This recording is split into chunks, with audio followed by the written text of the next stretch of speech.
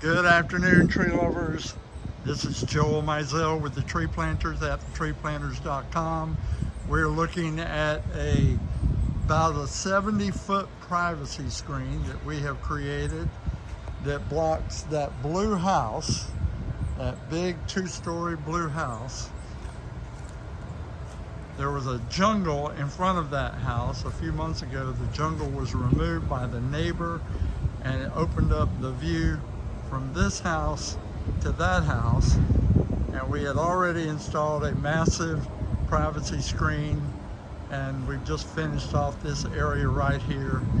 This will take a little bit of time to fill in completely, but it does a magnificent job of obstructing the view from the driveway out there. So, Joel Mizell with the Tree Planters at treeplanters.com.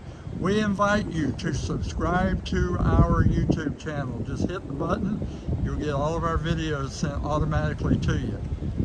We love you. Have a good day.